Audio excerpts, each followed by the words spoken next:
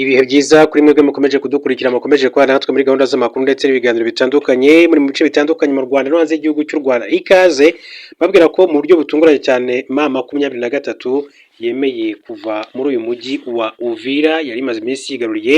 Izi nyeshyamba za M23 ziratangaza ko ziteguye kuva muri Uvira ku buryo rero bumwe kugira ngo zishyigikire inzira y'amahoro ya Doha.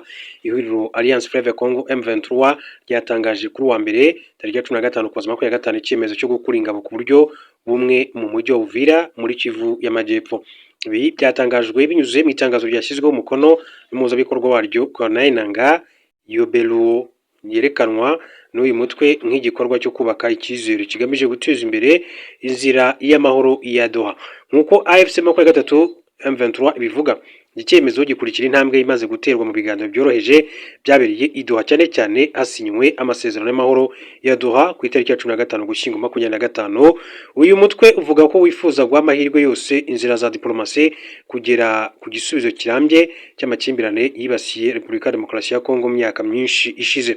Kuva muri Uvira bivugwa ko byagezweho bisabwe n'abunzi b'Abanyamerika. Hanyuma rero nubwo yakoze iki kimenyetso, AFC M23 ivuga ko ikomeje guhura n'ubushotoranyi bw'ingabo za RDC FARDC abafatanyabikorwa babo cyane cyane imitwe y'Abazalendo. Ukomoza ku byabaye mu bihe byashize, uyu mutwe w'inyeshyamba uvuga ko ufite ubwoba ko ubu kuvana ingabo muri Uvira kuzakoreshwa mu gufata mu buryo bwa gisirikare uduce twari twarafashwe ndetse no kwibasira abaturage baregwa kubashyigikira. Mu guhangana n'izo mpungenge, AFC M23 kandi iramagarira abishingiye inzira y'amahoro gushyiraho uburyo bwihariye bwo kurinda Uvira. Irasaba cyane cyane ko nta bikorwa bya gisirikare byongera kuhagaragara, kurengera abaturage n'ibikorwa remezo no kugenzura neza ihagarikwa ry'imirwano binyuze mu kohereza ingabo zidafite aho zibogamiye. Mu itangazo ryayo, AFC M23 kandi yagarutse ku kibazo cy'imitwe yitwaje intwaro irwanya guverinoma ya Congo cyangwa se Burundi ikomeje no gukorera muri RDC. Uyu mutwe uremeza ko utazemera ko iyo mitwe ikoresha uduce igenzura mu guhungabanya umutekano w'abaturage cyangwa se abaturanyi, nk'uko M23 yakomeje kugenda bigaruka. Ni inkuru nayo yatunguranye ndetse yatunga abantu benshi cyane, nyuma yaho yari yaravuze ko yo yiteguye gukomeza imirwano mu gihe cyose leta ya Kongo itakubahiriza ibyo isabwa. Ariko kandi n'ubundi baravuga ati nubwo tugiye kuba twemeye kuba twava muri uyu mujyi, nuko tugira ngo dushyigikire inzira y'ibiganiro by'idoha muri Qatar, ariko mu gihe n'undi twakomeza gushozwaho intambara tuzakomeza kwihagararaho mu buryo bumwe cyangwa se ubundi. Hanyuma uyu mugabo Corneille Nangaa akaba yasabye abasirikare ba RDC kutemera kwitwa inzererezi na Perezida Felix Tshisekedi.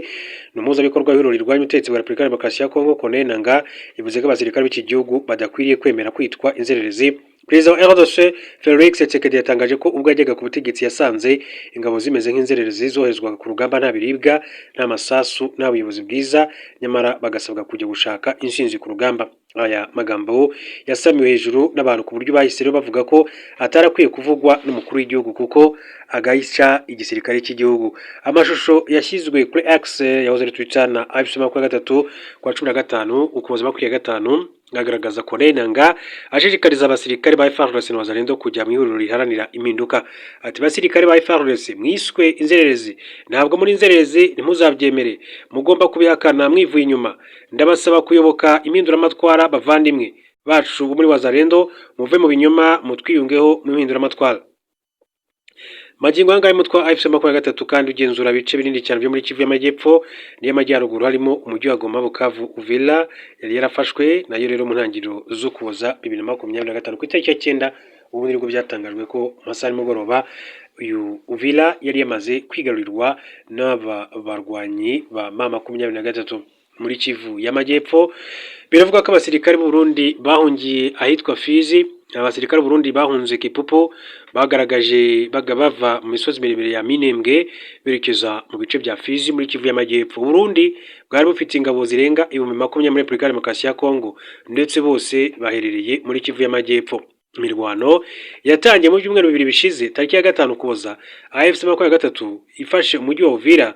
Bamwe mu basirikare b'u Burundi bahungiye iwabo, abandi bahungira mu misozi miremire ya Minembwe. Amashusho yasakaye ku mbuga nkoranyambaga agaragaza imirongo miremire cyane y'abasirikare b'u Burundi bava mu birindiro byabo mu misozi miremire ya Minembwe berekeza muri Fizi. Burundi winjiye mu ntambara zibera muri RDC zigiye gufatanya na RDC kurwanya FC23 kuva muri Kivu y'Amajyaruguru batsindwa intambara igoma Bukavu na Uvira. Ubutegetsi bw'u Burundi bwavuze ko iki gihe cyose hazagira ikibuza amahoro Uvira nabyo butazigera bubyihanganira, nkuko ubutegetsi bw'u Burundi bwagiye bubigarukaho bitandukanye. Hanyuma reka muri aya makuru mbabwire ko hari abasirikare M23 yafashe mu gihugu cy'u Burundi. Abantu benshi bibazaga se bizagenda bite kuba M23 yarabafashe ikabikomeje kugenda ifata n'ibindi bice kandi President Neva akaba atabakwizima, bizagenda bite? Ndagira ngo ko iri huriro ryatangaje ko ryiteguye kurekura abasirikare b'Abarundi bafatiwe ku rugamba mu gihe leta y'u Burundi yaha inzira abanyekongo bahunze kugira ngo batahe basubira muri Kongo, aho umuvugizi wa AFC M23 Lawrence Kanyuka yemeje ko iri huriro ryahaye inzira Abarundi barenga 500 bari barabuze uko bava mu mujyi wa Uvira kubera ifungwa ry'umupaka, bityo ko na leta y'u Burundi ikwiye gufungurira umupaka abanyekongo bahunze bagataha. Ati umuryango wacu urasaba leta y'u Burundi gufasha no guha inzira impunzi abanyekongo bahatiwe kuva mu bice bari batuyemo bitewe n'ibisasu byarashwe buhumyi n'ihuriro ry'ingabo za leta ya Kinshasa, by'umwihariko muri Sange, Ruvungi ndetse na Katogota.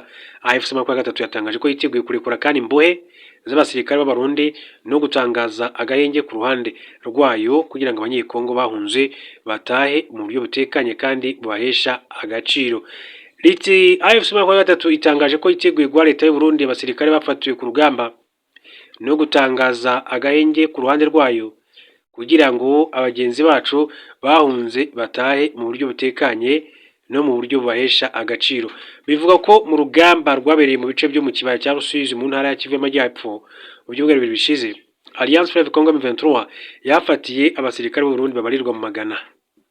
Gouverneur wa Kivu y'Amajyepfo washyizweho na AFC M23 Patrick Busu Bwangwi yabwiye abanyamakuru ati dufite abasirikare b'u Burundi amagana twafatiye ku rugamba kandi uteganya kubacyura mu Burundi.